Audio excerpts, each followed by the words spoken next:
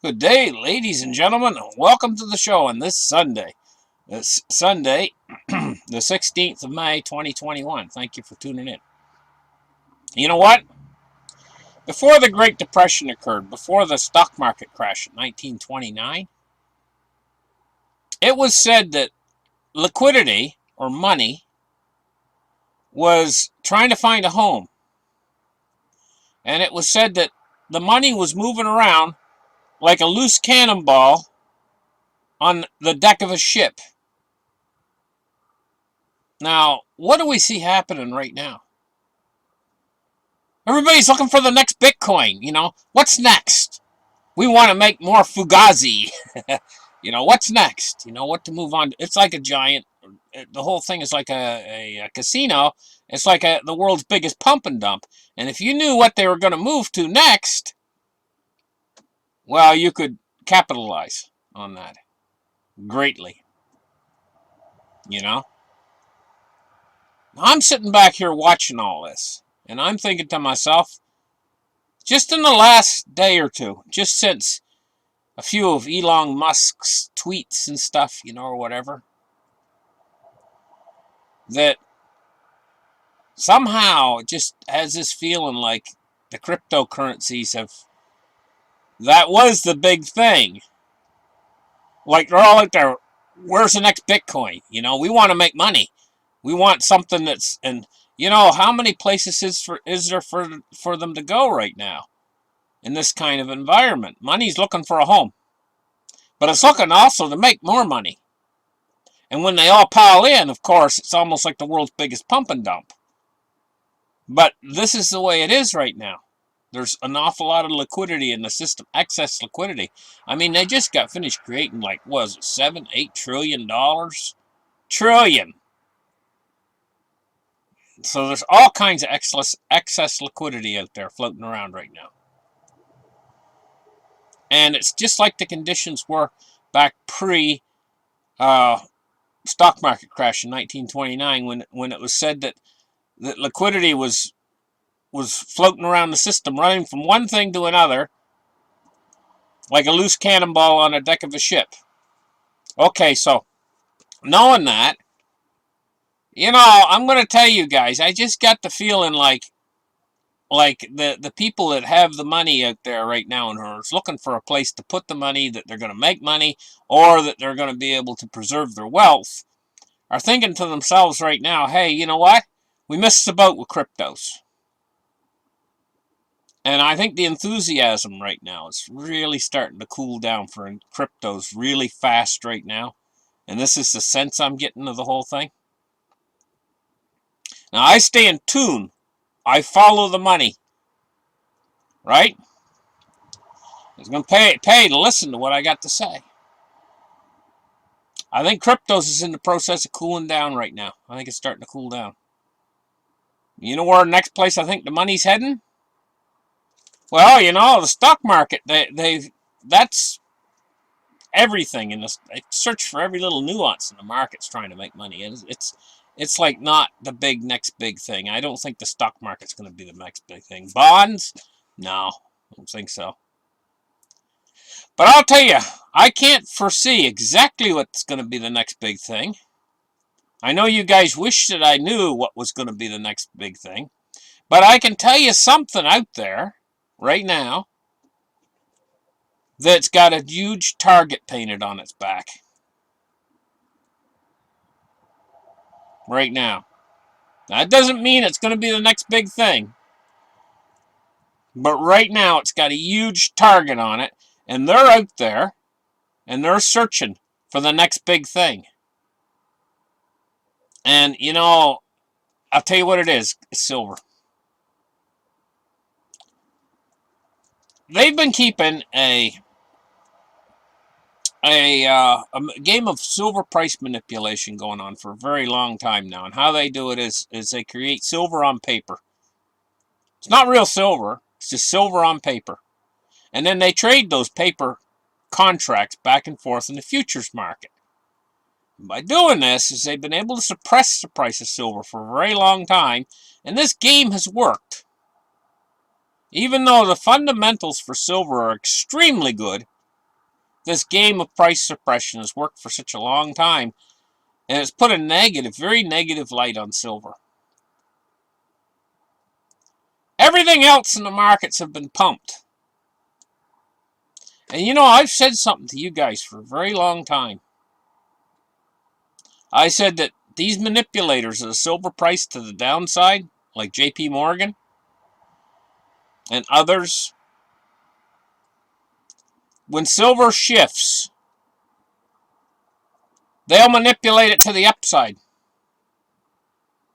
because they hold silver. And they like to make profits on both ends of the spectrum. So, when silver breaks free from this price manipulation, you say, well, what would make silver break free? Well, let's get into that in detail just a little bit. First off, silver, real physical silver out there is in very limited supply in the world. It has to come out of the ground, and it's a non-renewable resource. What that basically means is silver doesn't grow in the ground, and there's always more silver. When they take the silver out of the ground, it's gone for good. So if they go into a mine and they mine all the silver out of the ground, that silver ain't going to grow back. That mine is going to stay unproductive. Miners have a word for that. They call it, when they get down to the point where there's only minuscule amounts of a metal left in the ground, like gold, silver, copper, whatever, they call it tailings. And they say, well, that mine now only has tailings. It's not a productive mine anymore. What's going to happen is all the silver mines around the world, silver, first off, a lot of it's a byproduct of other metals like copper, tin, zinc. But they're mining it all out. Basically, they're strip mining the whole earth for silver. Of course, ore grades are going to fall. And at a time when the world has never needed more silver than it does, it's going to need more silver as we move into these new things like energy awareness of conservation and things like that. They're going to want all kinds of silver. Solar is gobbling it all up. A lot of it's ending up in landfills. It's a non-renewable resource.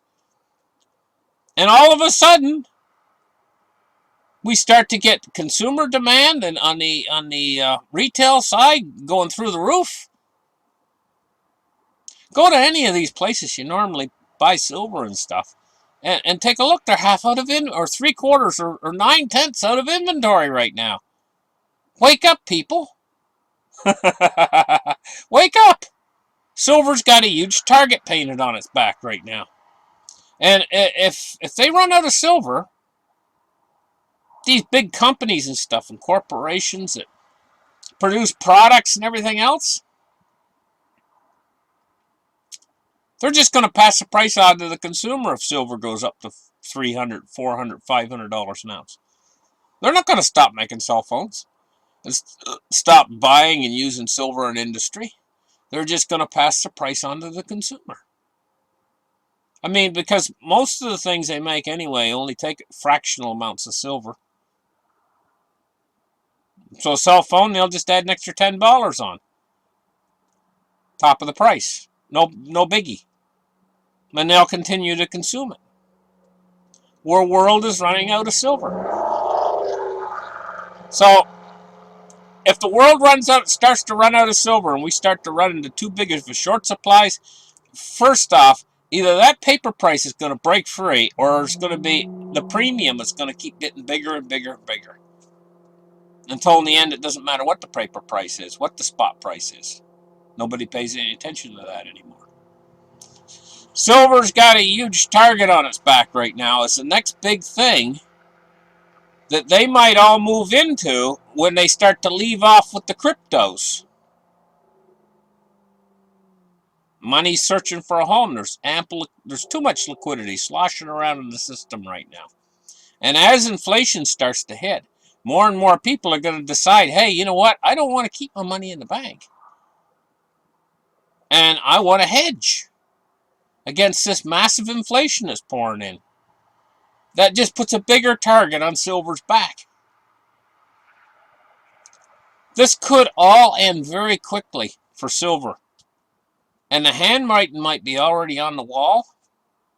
And if the silver price shoots up, gold's going to follow. And if you got the gold and silver price shooting up, it's disastrous for the dollar. Absolutely disastrous. And so Sam Druckenmiller, and what he said, about how we got 15 years before the dollar loses its world reserve status, this could all happen so fast if they lose control over the gold and silver price that, it could all happen in less than a year. The dollar would lose world reserve currency status. And so what we might see in the very near future is the massive moves that we saw in cryptocurrency could translate their way over into silver. And what we actually might see is cryptocurrency come down some from its perch, if a lot of that money comes out. Now, I think one of the things that was suppressing the price of gold and silver was the fact that an awful lot of money was moving into cryptos. Money that could have went into gold and silver. This whole flow, just suddenly, last night I was sitting here and I was thinking to myself, hey, you know what?